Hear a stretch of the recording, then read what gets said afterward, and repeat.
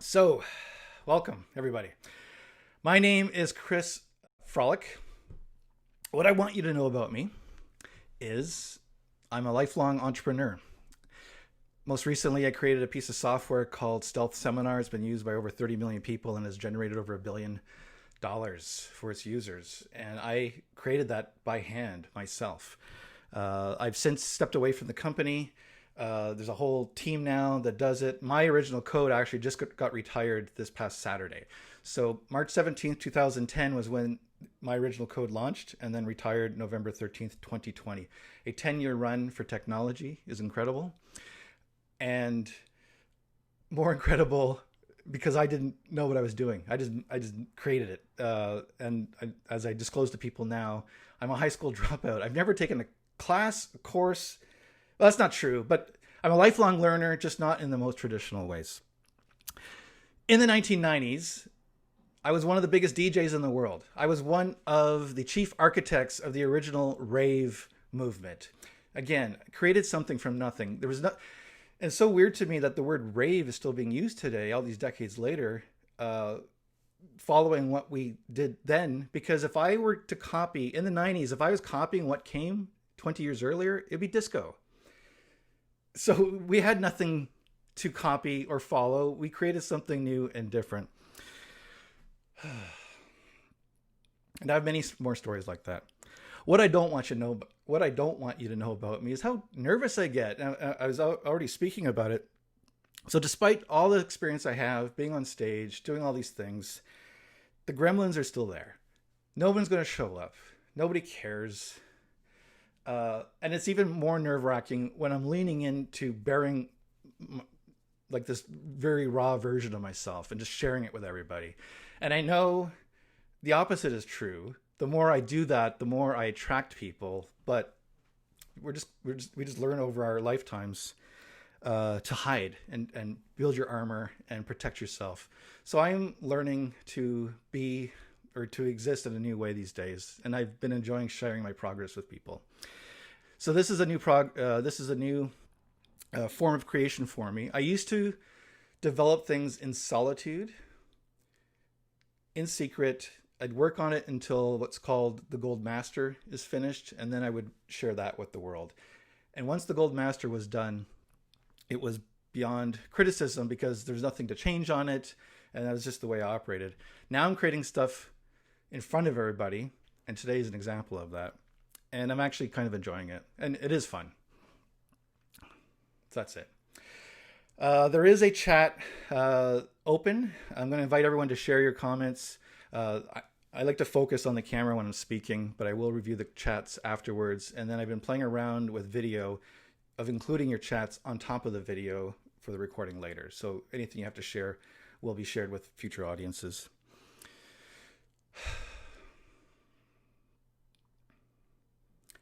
Why am I here? Why am I doing this?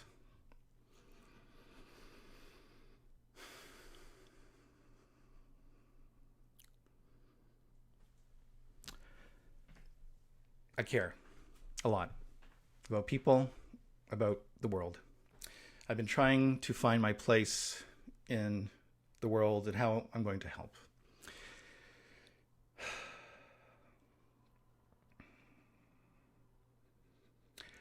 When I took my original coach training, there was something that became obvious to me when I was in the room as I look around. And that was, it seemed like I was the only kind of entrepreneur with true entrepreneurial experience in the room. And I won't say that's 100% true, but everyone was coming in from all kinds of different backgrounds. And I knew as an entrepreneur, as someone who's created things in the past, has had successes and failures, that I knew the challenges that were laid ahead for all the coaches that were around me. And I've been asking myself, how can I help? And this today is part of that thinking. I also feel very, very, very strongly that humanity will be served greatly by coaches and coaching. As the skills propagate, as we people learn how to connect and communicate better amongst ourselves, this is going to have a profound impact. So big picture wise, I want to be part of that, and I want to help in any way I can. And this is also why I'm here today. There's going to be a paradox of what I'm talking about today. I'm going to say some contrary things today, some polarizing things. I'm not looking for agreement. I'm sharing my voice with the world. I have value. And because I have different things to say, that's exactly what makes me valuable. And I want to model this for everybody here. There's a metaphor I like. Sometimes I talk about it.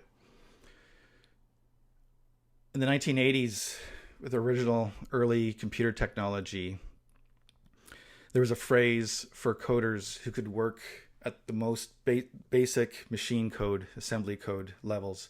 Most coding is done in a very accessible, something easy for humans to create in. Coders who can work at that more closer to the machine level code came up with a phrase called close to the metal. They're working close to the metal. And that's a phrase I've adopted for myself. I like to work close to the metal. And what that means for me is I tap into this deep knowledge of myself and this deep version of myself, and I share it with others. So today I'm attempting to work close to the metal in front of everybody.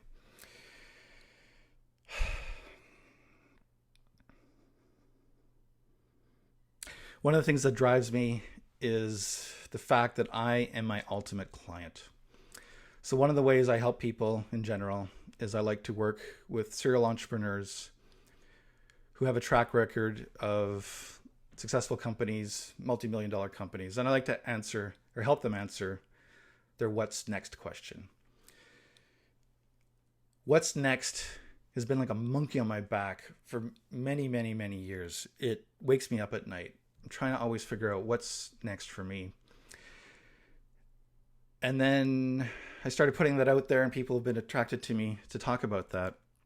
And then I realized the pursuit of what's next is becoming my what's next. And that's partly why I'm here today. You're watching me work these steps. This has been like today's Zoom has been an idea of mine for a long time. But I finally made a decision to take action, and I created something. I announced it. It's been fueling a lot of creativity in me, emails that you've been receiving from me, thoughts I've been sharing about myself, and then here we are today. So today's Zoom actually started weeks ago. Some of you who are already on my list, you've been hearing me share my progress and my thoughts. And every one of those blog posts and emails, I start with the question to myself, what do I need to hear most right now? And I've been writing to myself and then sharing it with you. And it's been creating a cascade effect. And there's a phrase, I didn't come up with this, but it says, we teach what we most need to learn. And again, this is why I've been doing what I'm doing today. I've been turning my weaknesses into strengths. So for a long time, I walked around with secret shame of all the things that are my strengths. So I just been flipping that 180. And then I asked myself just this past week, what are my weaknesses coming into this? And of course, they are secret strengths if I just choose to see them that way. So I'm looking at the turnout we have today, and I think most of you here know this started with an invitation to 75 people. And most people would think they couldn't even begin to host something like this with such a small list. But as I asked myself, what if I turn my weakness into a strength? And the simple way to do that is this is an invitation-only event. I'm inviting you, and I know the value I bring, and this is just for you. And if you'd like to invite someone else, you may. Someone asked me, they said, well, there's these coaching groups on Facebook. Why don't you post on there? I'm like, this invitation does not belong there, and I don't want it there. But if you know somebody who should be here, please tell them. So you're watching me do that. I'm also here today because there's a phrase that I just love. which is do today what you did yesterday, get today what you got yesterday. And I check in with that quite a bit. And for the past some time, I've been enjoying hanging out in different communities, showing up powerfully, playing in other people's sandboxes. And I realized it's time for me to change things up and start creating my own community. And I'm going to do it with the tools that I have. And you've been watching me do it.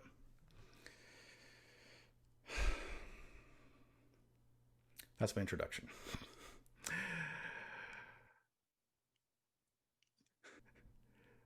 The title of today's talk is I'm Not a Coach. Because I'm not a coach, yet I love coaching and I love being around coaches and I love coaching as a tool and a skill. But I hate labels and I hate labeling myself. And it's just how I operate. And I figured, why not share my thinking, my processes with an audience? So I want to share a little story. I was talking to my accountant this past year. We're catching up. I haven't spoken to him in several months or a year or something like that. And he was asking what I've been up to. And I was like, well, just been working on my self-development. I'm in therapy, I'm deep coaching. I've been involved in coaching communities. And he says, oh, like a life coach. And I recoiled in horror at him saying that. And I was so... I really thought a lot about it afterwards. Like, why did I have that reaction? And I realized when I say the word coach, it's relying on the person I'm speaking with to interpret it the same way, to have an understanding of what a coach is. And of course, he's not going to think of it the same way I think of it, because there's no way he can think of it the same way as I think of it until he's been through the process with me. I do use the word coach when I speak with coaches because, there's a better understanding. But to the lay person out there, they have no idea. And especially when you start talking about the deep work, the transformation work, no one has any idea what that's about. So I knew, I just didn't want to use this phrase that's common out there, and I don't. And if you look at my website, chrisfrolic.com, you won't see the word coach there. You'll see me talk about the things I work through and the challenges that I have and the people that I like to help, but I don't say I'll coach them. I prefer to say I'm in the Chris Frolic business. There's only one of me in the entire universe. And when you have no competition, you can't be compared. And when I tell someone I'm in the Chris Frolic business, of course they're going to want to know more about what that means. I'll be happy to tell them.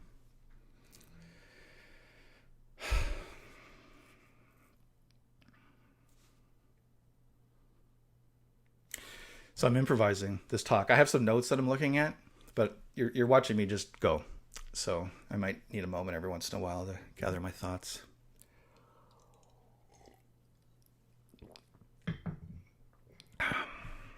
All right, I'm going to say something now that's I feel going to be more controversial.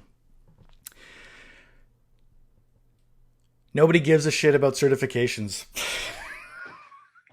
I see so many coaches caught up in this pursuit of the certifications. Nobody out besides you and the people selling them and the communities that are involved in that funnel care. The only thing people care about is, can you help them? And I know, or specifically, can you help me?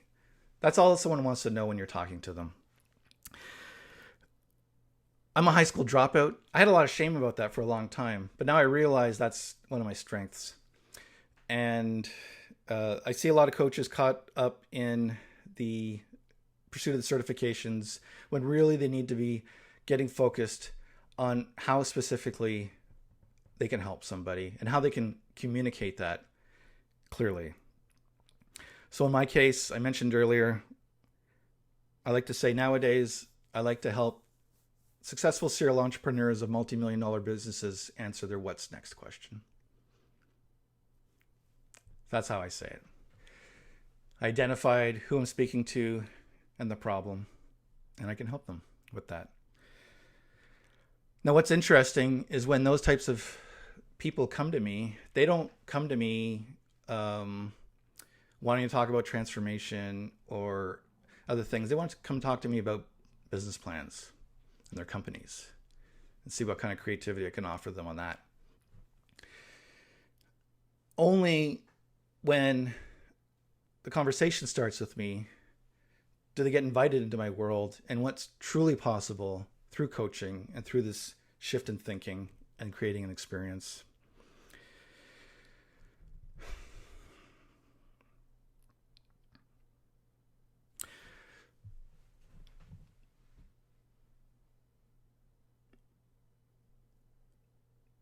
So instead of seeing yourself as a coach, think of yourself more as an entrepreneur. Because whether or not you think of yourself as one, you actually are one now. And entrepreneurs solve problems. And I'm going to say this as clearly as I can. You are now an entrepreneur, and entrepreneurs solve problems. So what is the problem you are trying to solve? And that's what people care about, not initials after your name.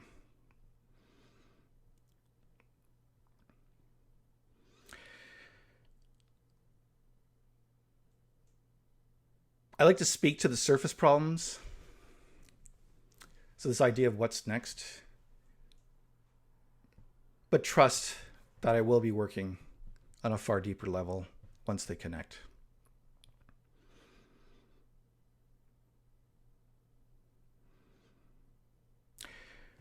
When you're creating your own path, as I am, you need to give yourself time. And I really hate the marketing that exists out there of the overnight success stories and, 5 ways to 5-figure income per month or whatever, the different things. And the ironic thing is my product, Stealth Seminar, is an automated webinar tool used by marketers. So I've facilitated a lot of that. It's pretty funny when I look at the events running on my system and they're all the same. They all sound the same. And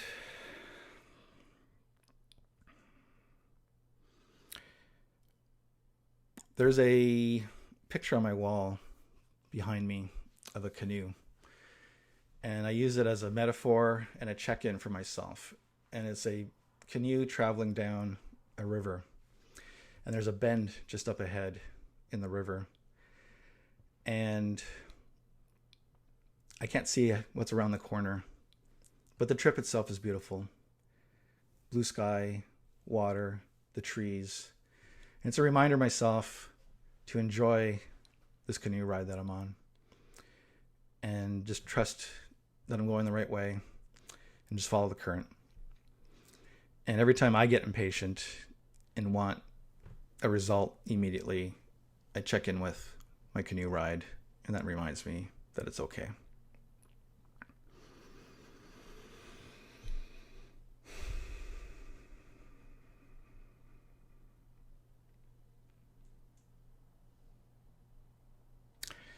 So I realize I've been speaking for a while, and I've thrown a lot of stuff out.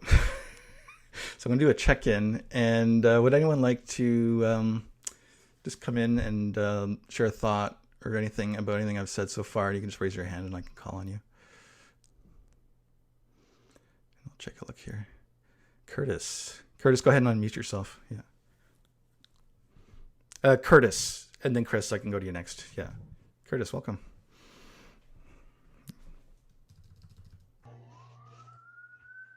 Yeah, just your opening statement about why really hit me. I'm really disconnected right now from why I'm doing what I'm doing. I'm caught up in the minutia of it, of we need to finish our website and get that out to people who have said they're interested in partnering with us. And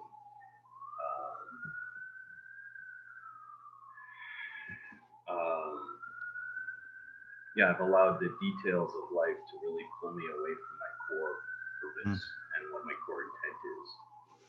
And I couldn't figure out all week last week why it hurt so much. And that's what it is. I lost my why. 2D put in the chat, I see, I'll read it. The sirens feel like a metaphor for where Curtis is right now.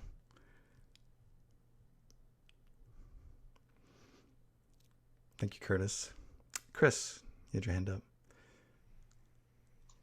Yeah, the question I had, Chris, and thank you very much for your insights there, because I had, you said you think of yourself as an entrepreneur. Yes. As a problem solver. Yes. And that's what people want, is a problem solver. And I started thinking of my clients that I have, and I thought, well, that's exactly it. But in order to have credibility, I need some sort of introduction. I need some sort of platform why I'm their problem solver.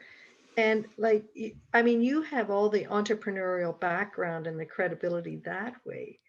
But I feel with myself that the credentials are important because I don't have your background. And I need some sort of platform to offer my clients as to why I can be their problem solver. So, Chris, or do you mind exploring this a little bit with me? Sure. Okay. Are you going to, does this mean you're coaching me? A little bit. Okay. So I'm curious now. Tell me a little bit about what you have done in your life. You've been on this planet for a while.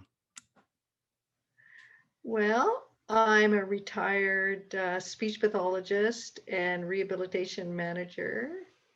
How many years did you do that?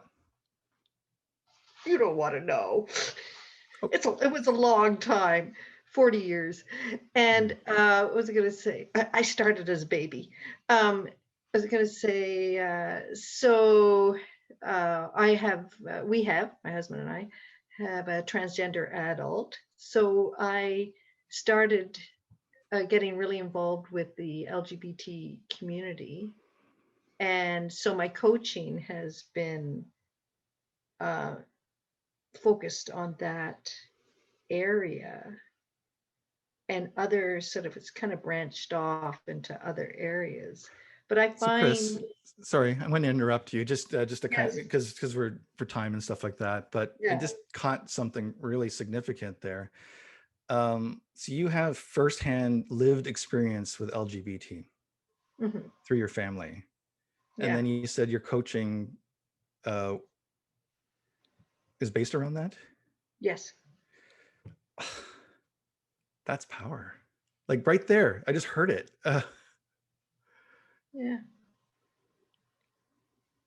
Yeah. But I get in the door with saying I'm a coach. You see what I'm saying? Well, so who are you coaching? Organizations of the LGBT community and individuals. And what is it that you're helping them with?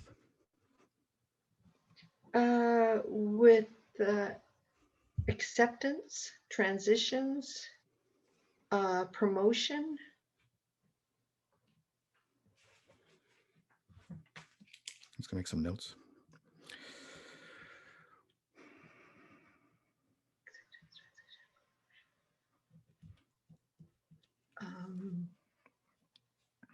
Value,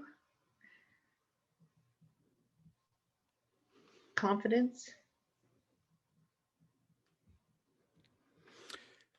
Tell me about one of your past clients, success that you had with them.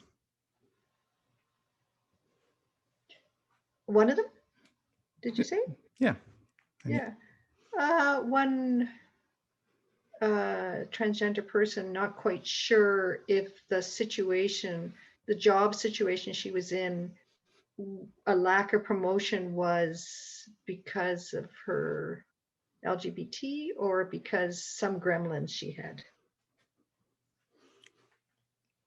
And what was it? It was gremlins. What was the gremlin? Um, uh, just general lack of self-confidence, and it occurred to her that that was the general position that she was in, um, before transitioning and after transitioning. It was just generally her.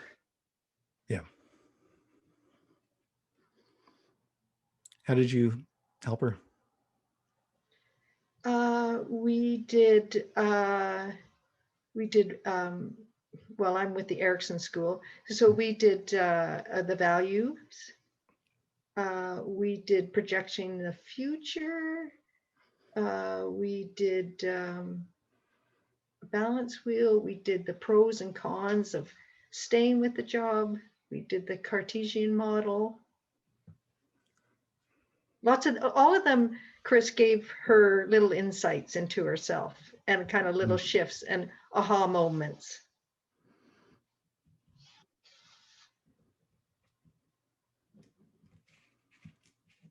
And that's kind of the thing, Chris, about coaching. Like, people don't have the opportunity to talk about themselves, and somebody leading and somebody caring.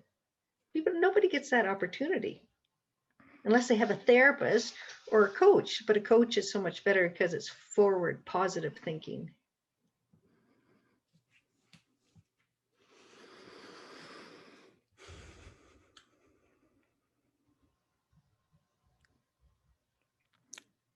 I'm going to try something here. So I'm going to speak as you.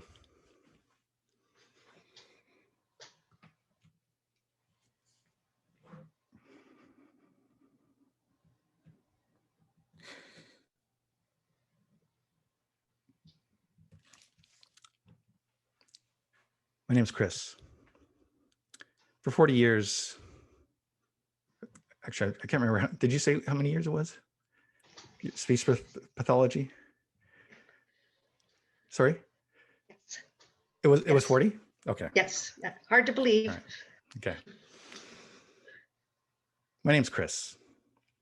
For 40 years, I had a career working to help people as a speech pathologist.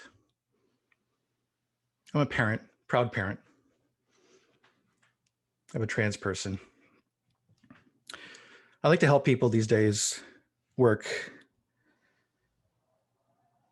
through their acceptance, their transitions, learning their values, building their confidence.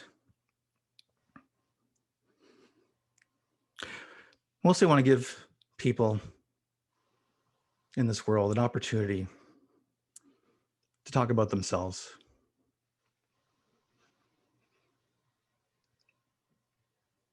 If that's of interest to you, I'd love to speak further.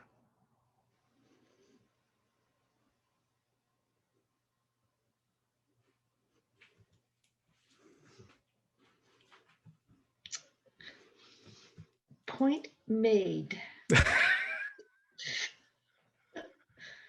That was awesome, Chris.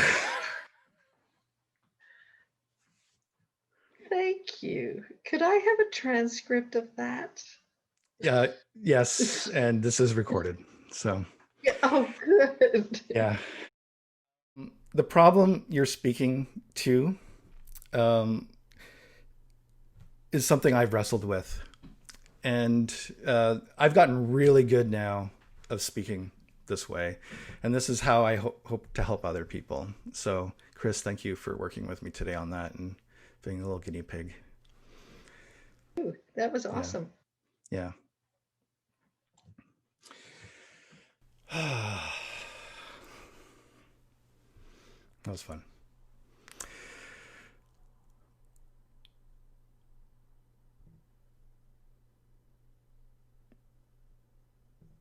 One of the points I wrote down here is failure is always an option. There's no perfect plan. So today I gave myself, I took on a whole risk of failure.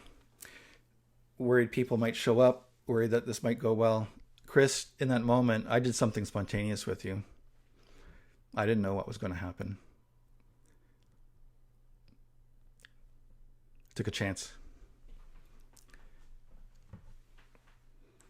And if it didn't work as well as it did, I would have grown from it, would have learned. For a long time, I spent a lot of time trying to get things perfect before feeling confident to roll them out. And now I just put them out. And that's it. And I disclose that I'm working through this, and people seem really cool with that. They really appreciate my honesty about it, and I'm much more comfortable doing that than faking it till I make it. All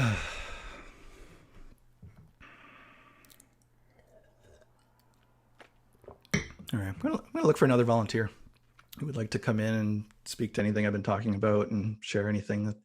Katie, hello. Hi, Chris. We've never met, but I've been introduced to you through Tom and Curtis, who I share an office with. Beautiful. Yeah.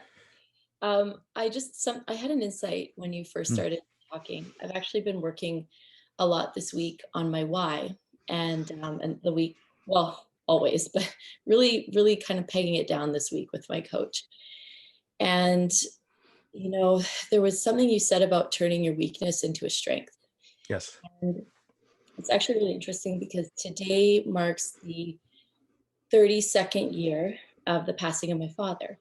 And I had this idea that this thought in my head for the longest time that was a weakness that I had. And I knew there was a superpower in there, but I carried it around like a weakness.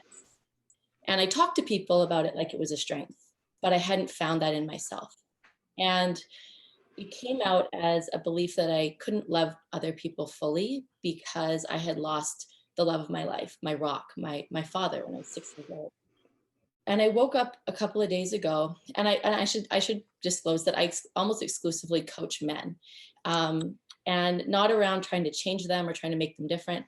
I think men are incredible. I want them to show up exactly as they are, and I want to start right there, and then I want to find out what they want, what they want to create in their life, and work with them from that point. And so I had this realization that, what if instead of being this person that's not able to fully love because I lost the love of my life, what if I'm the person that survived losing the love of my life, and now I love more deeply than so many other people maybe have been able to because they haven't traveled that same road.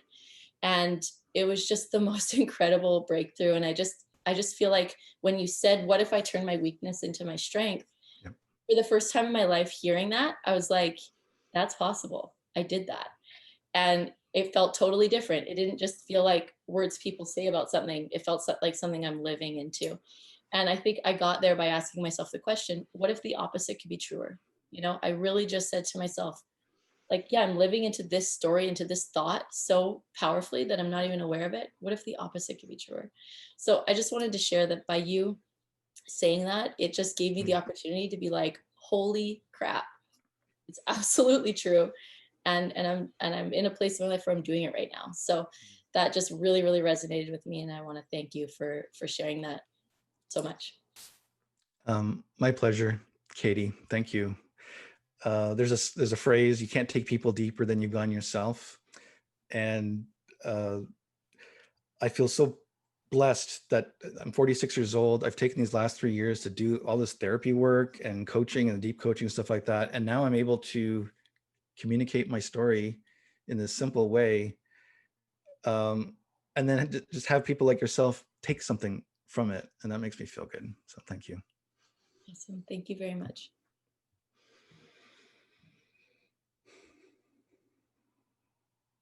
I feel like opening the floor again. Who would like to come in?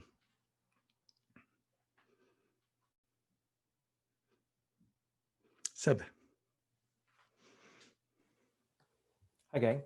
I got in a little late, but I got exactly the part, I guess, that I needed that moment when you were talking about the canoe and reminding yourself that you don't know what's around the bend. Yes. It's funny because I'm literally at that spot where I lost, well, due to COVID affecting their business, I lost my biggest consultant client, and along with it, like 90% of my income. And my business, my coaching business, isn't like ready to ramp up to support that yet. So I'm just, I'm finding myself figuring out how I'm going to replace that. I've been doing that for like a couple of weeks now, but even as I'm doing it, I'm realizing I'm so lucky to be able to not panic and say like, all right, I literally have no idea what I'm going to do to replace that in this moment, but I have at least enough circumstances to keep going for a little while. And more importantly, like family and friends around me. And I'm really, really grateful for that. So it's true to what you were saying, to appreciate the circumstances you have, that you're on a journey, even if you don't know what's on the other side of that curve. I've learned that there's been a part of me my whole life that has embraced not knowing, and it's given me that courage to just charge forward. And again, I'm able to communicate that now and share it, and I create these metaphors like this canoe ride and stuff like that, that lets me share these weird abstract thoughts and feelings, right? Like it's just, and this is weird nebulous stuff. And here I talk about this canoe ride, and then I hear how that affected you. So that's amazing. So thanks, Seb. And I wonder, again, if you, this idea of turning your weaknesses into strengths. So this idea of you not knowing, how is that a strength now?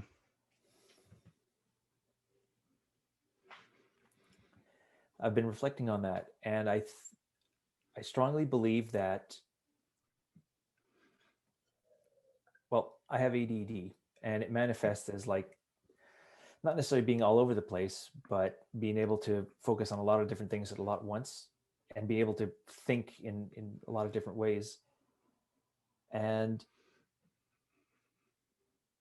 I guess what it made me realize is I should be taking action instead of trying to, like you said earlier, trying to get things perfect. I've been paralyzed for the last couple of weeks because I'm trying to like, all right, I know that I need to ask for help, but I need to let people know, or make it easy for them I need to help them to help me, if that makes sense, instead of just asking for help, because I'm not going to necessarily solve the problem myself or create something necessarily myself that's going to bring that in. But my way of working is when I meet people, things happen. But I've been holding off meeting people until I have like something solid and ready, if that makes sense. And that's just not how I operate. It does make sense. I totally understand it. This idea for today's Zoom has been a thought in my head for a long time, better part of a year. And then finally, it was just like, you know what? Date on the calendar. I got a tiny list. Let's just, and then what was amazing though is as soon as I committed to it, it just this cascade of new ideas and thinking in me, and then this emboldening in me of tapping into this power of mine, sharing it with people, just showing up powerfully. And then I really leaned into this idea of how can I turn my weaknesses into strengths. So you guys were front row of me working through that process, and I am so grateful that I said I'm just doing this thing, and I threw it on the calendar. Yeah, it's like instead of showing up a little bit like what Chris was saying, well, the other Chris was instead of showing up and saying like, all right, I need to be prepared, showing up and say, what do you got? A little bit like, this is how I help people. What do you have? I don't have an idea of what your struggles are, but let's chat about it. Yeah, for sure. Yeah, just flip it. Thanks, Seb. I'm looking at my notes here. So I'm going to, I'm looking at, I am so happy right now. I'm looking at all the faces on this thing, and this is so incredible. And it's just, you guys watch me do it. Like it's just, and and I love if I can model for other people, like if I can be that one guy to take the first leap or whatever, like I'm cool with that as my role. But I'm relieved and I'm happy, and I want to thank everyone for being like, it makes me feel good to see all this and get that sort of affirmation. So thank you. All right. This is another one of my controversial statements. Don't copy all the failures. Most coaches are struggling. Most are not succeeding. And I see so many websites that are just almost verbatim copying from somebody else. And it's just because this is what a coach looks like, or this, what they think is going to look like. And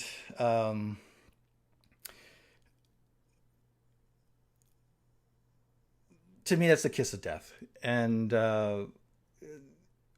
we coaches, and certainly the ones here today who are attracted to what I'm talking about and sharing, need to find a new and different way that's unique to them.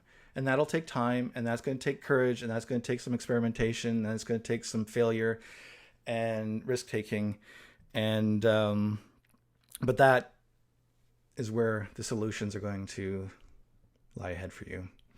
And also take time, and to give yourself time and allow it to happen. When I retired from DJing, I had a 5-year career as a comedy stage hypnotist. And one of the best lessons I learned from that time of my life was realizing nobody wakes up in the morning saying, I need to hire a hypnotist today. There's nobody that says that. So that's the challenge that I was facing. So I could have been like a comedy hypnotist, like all the rest that have a website of them holding this watch, and the spirals and the, all this stuff that they all do. That was not what I did. I would contact schools and tell them about how much money I could make them raising money for prom. I would contact schools and tell them that we can put on an interactive and fun assembly that'll have everyone laughing and building school spirit. And when I was speaking to those needs, then they wanted to talk to me. But they weren't talking to me because I was a hypnotist, and they certainly didn't get out of bed looking for me. I had to approach them and explain to them how specifically I could help them. And I would learn. And then I would also understand with a corporate client, the person hiring me wants to protect their job. They don't want some craziness going on that's going to reflect poorly on them. So I was the safest, most G-rated hypnotist you can imagine. There was no crazy footage of me doing anything nuts and having my people do anything nuts. And I would use all that to craft a message speaking to my prospective clients, knowing none of them were waking up in the morning wanting to talk to me. So I've adopted that same philosophy with coaches. The reality is nobody's getting up in the morning saying, I need to hire a coach today. They are getting up in the morning saying, what's next? They are getting up in the morning saying, as a transgendered person, I'm having a terrible time with self-confidence at work.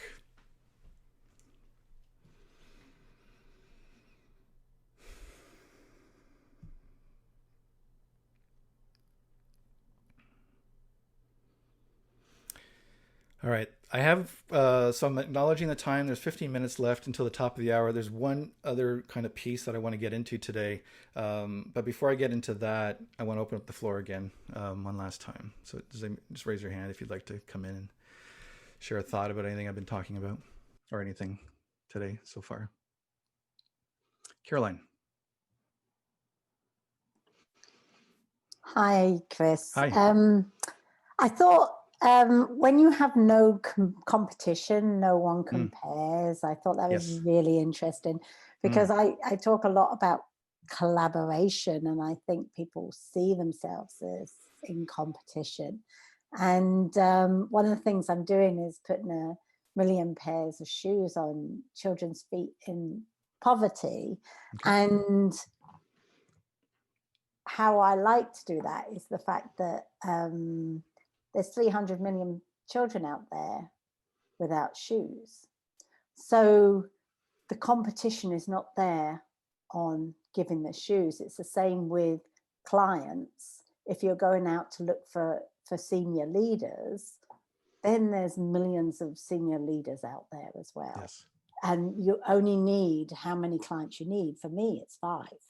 So there's so many opportunities out there. And I think people get closed down thinking about that they're in competition with others. So, but I'd never heard it put that way. So I wanted to thank you for that. My pleasure. It's so funny. This is so validating for me today, everyone, to be getting this feedback from everyone, because this is just my world, and this is how I think. And I'm finally sharing that with everybody. And it's really awesome to hear that these thoughts of mine are resonating in that way. So thank you, Caroline. Yeah, beautiful. Yeah. Tom, I saw your hand. You'll be the last person I call on today. Oh, crap.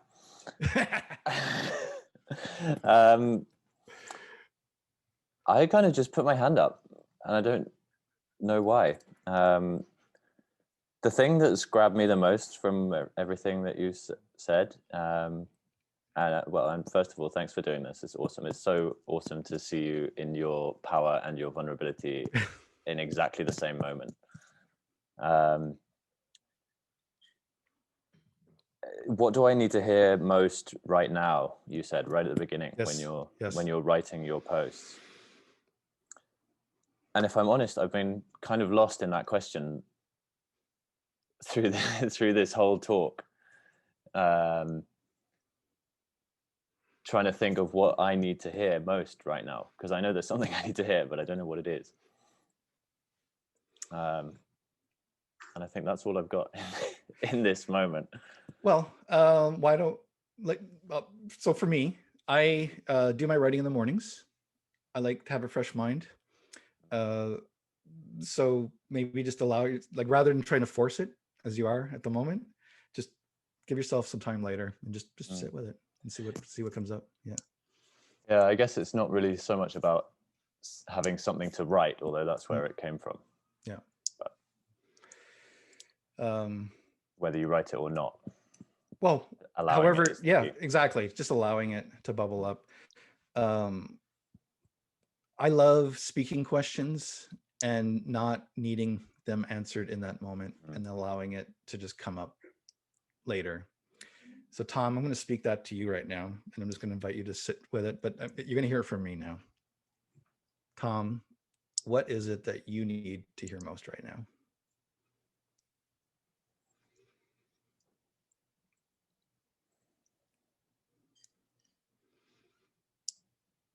And I'm going to let you go. I'm going to let you sit with it. Thanks, Chris. Okay. Thanks, Tom.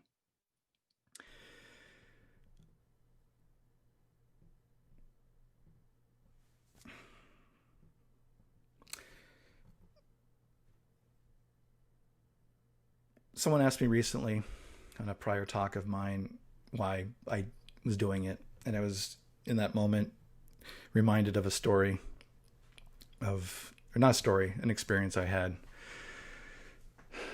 when I was a kid, visiting my uncle's cottage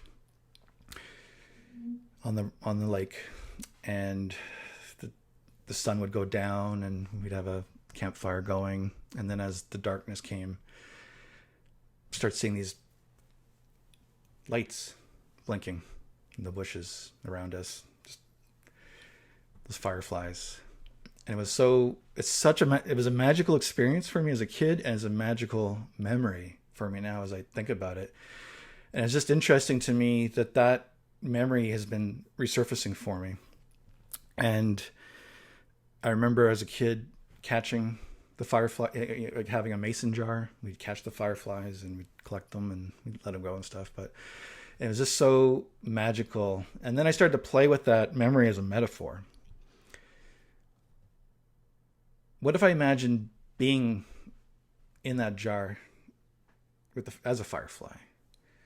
What if these fireflies are kind of blinking in this jar? If I kind of put myself there, and then this one firefly joins them, and he's just shining so brightly, just like the sun, or like hot white welding light, that you have to shield your eyes from.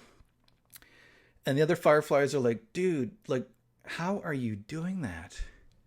And the shining firefly said, you can all do it.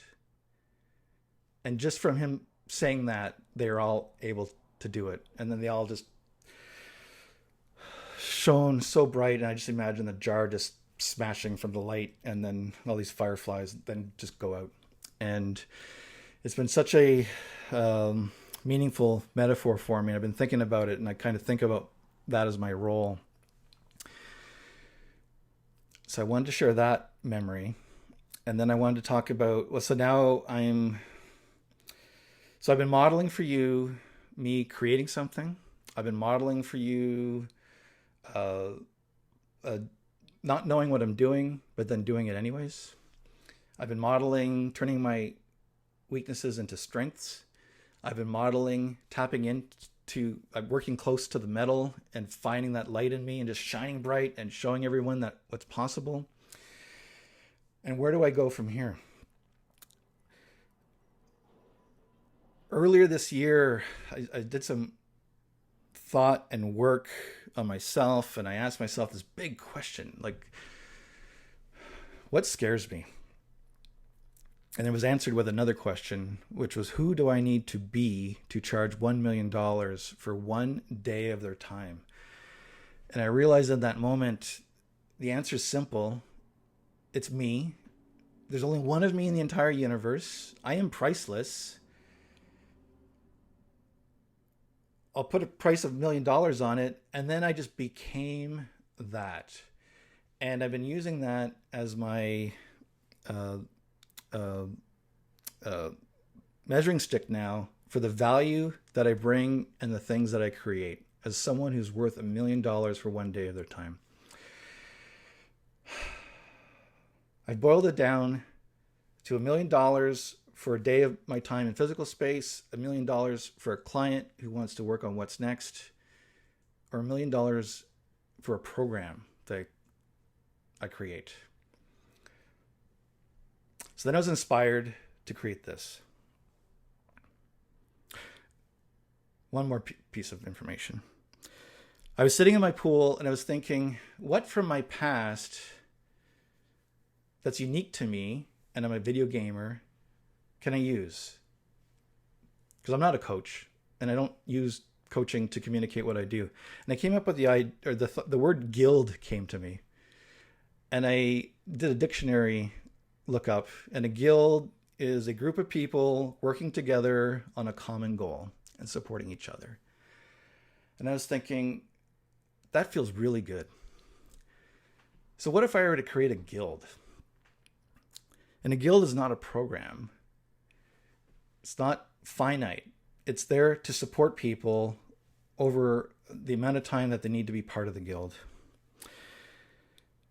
And then I thought, and a guild also serves my weakness, which is I don't have a big reach. I don't have a big audience. So right now I'm a guild of one, and that guild can be built one additional person at a time. But it'll also scale to $1 million. I'm creating it, delivering $1 million in value. And then I came up with this statement. I'm creating a guild to bring together coaches who want to create successful businesses as unique as they are. Together, we will rest, learn to see our secret shames as our actual strengths, learn unconditional self-love, disrupt our sense of identity, share resources and brainstorm ideas, create and experiment with new business models and opportunities, challenge each other to think big, yet ground ourselves in patience. Achieving this together means we will create new passion-driven businesses without competition, utilize our life's worth of experiences and tools, including coaching. We won't feel so alone in our pursuit. We'll be more energized, feel peace in our lives today, find purpose beyond making more money, yet create the money that funds our biggest dreams, Dream so big, it will make us cry and make impactful change on a scale larger than we ever thought possible. I call it Frolic's Firefly Guild. Who wants to be a firefly?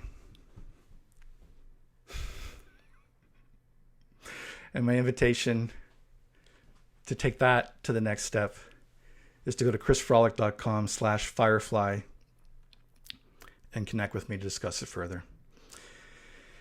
And I wanted to model for everyone this process that I'm using of creating something, creating experience, and then just bring everyone along.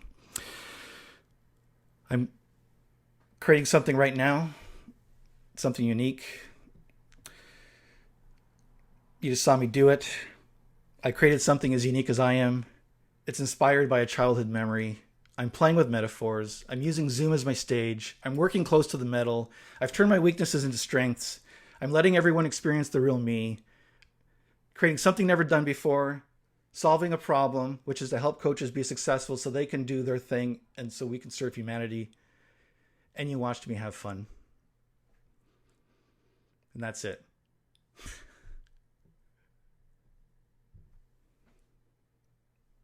Thank you, everybody. I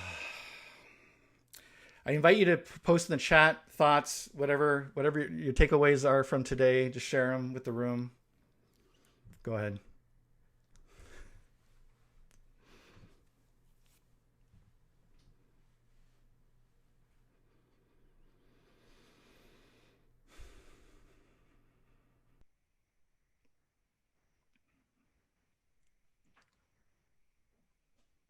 Chris, while people are Yes. posting in the chat, I'd like to take a minute to just say thank you. I was the first person that you spoke to, and just like my energy was really low today, and I just didn't want to be in the office. And just hearing you share your story and just something about the energy and the tone with which you've been sharing is, it's the tide of your vulnerability has risen my boat today. Thank you, Curtis. Appreciate that. Thank you.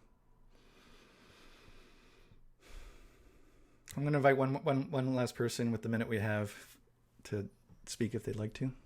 Looking for a hand. Michael.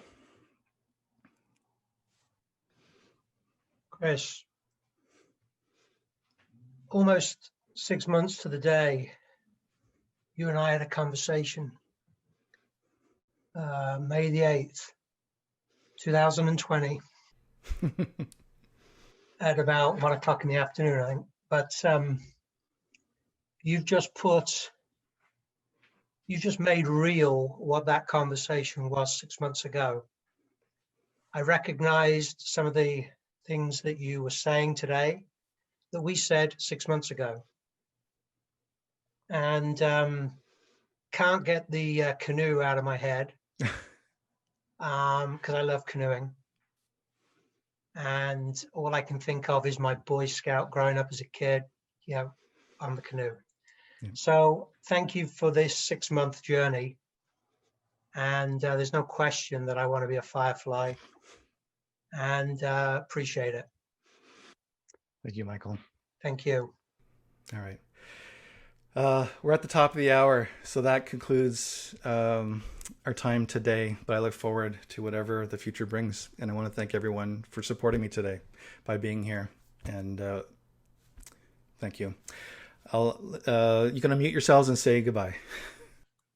Thank you so much. Goodbye. It's wonderful. Thank you. Everybody. Cheerio, everybody. Thank you, Chris. Thank you. Everybody. Thank you, Chris. Thank you, Chris. Pleasure. Thank you.